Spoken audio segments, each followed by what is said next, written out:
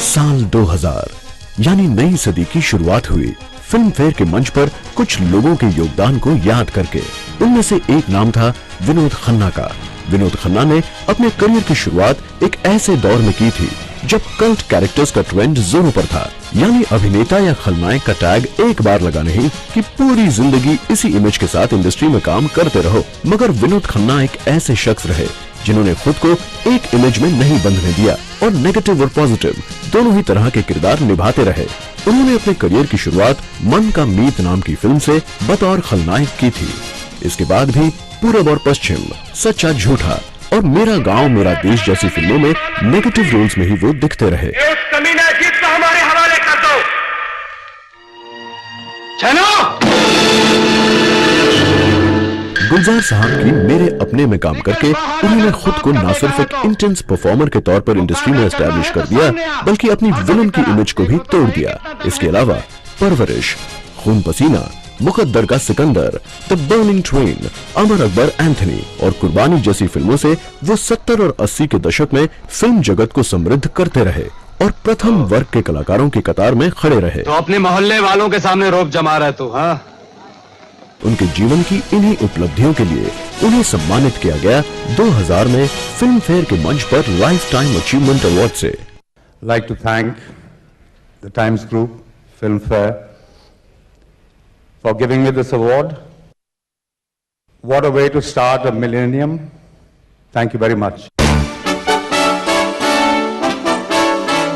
किसी शायर की कल्पना की साकार मूर्ति ड्रीम गर्ल हेमा मालिनी, एक ऐसा चेहरा जिसने लंबे अरसे तक फिल्मी दुनिया में सफलता का परचम लहराया। ये थी उस साल की दूसरी लाइफ टाइम अचीवमेंट अवार्ड की हकदार। फिल्म सपनों का सौदागर से अपने फिल्मी सफर की शुरुआत करने वाली हेमा मालिनी ने उस हर बुलंदी को देखा जिसकी कल्पना कोई भी एक्टर करता है। उनकी पहली ही फिल्म सपनों का सौदागर खास सफलता नहीं पा सकी, लेकिन फिल्म में इस स्वप्न सुंदरी ने लोगों को अपनी खूबसूरती का कायल बना दिया। उनकी दूसरी फिल्म जॉनी मेरा नाम ने बॉक्स ऑफिस पर उन्हें कामयाबी दिला दी। फिल्म सीता और गीता ने न सिर्फ उन्हें सक्सेस और film fair best actress award दिलाया, बल्कि एक जीवन साथी की तलाश भी यही खत्म हो गई। धर्मेंद्र के साथ आई उनकी फिल्म ड्रीम गर्ल ने उन्हें एक बार फिर से सफलता तो दिलाई ही, पर इसके साथ साथ उन्हें मिला एक नया खिताब ड्रीम गर्ल का। धर्मेंद्र के साथ इनका रिश्ता जैसे जैसे गहरा होता गया, वैसे वैसे इस जोड़ी को पर्दे पर भी उनकी कई फिल्मों में पसंद किया जा रहा था। गुलजार साहब के साथ खुशबू, किनारा और मीरा जैसी फिल्मों में काम करके उन्होंने अपनी अभिनय क्षमता का लोहा मनवा लिया। मेरे पीछे पीछे कहां चली आ रही?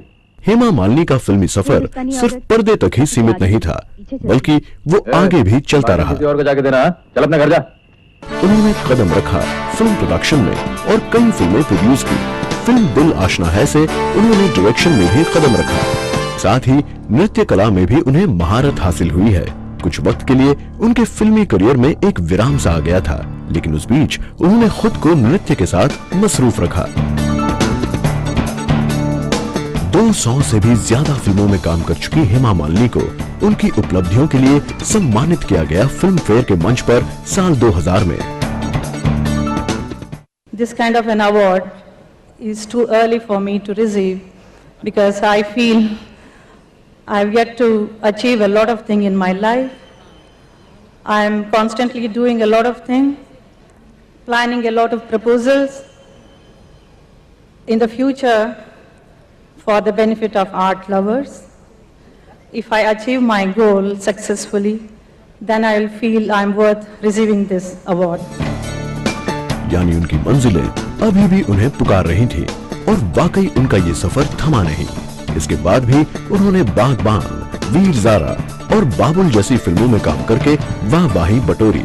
साल 2000 के life time achievement award recipients Vinod Khanna और हेमा मालिनी ये अवार्ड पाकर खुश तो जरूर हुए, मगर उनकी कामयाबी का सफर आगे भी जारी रहा।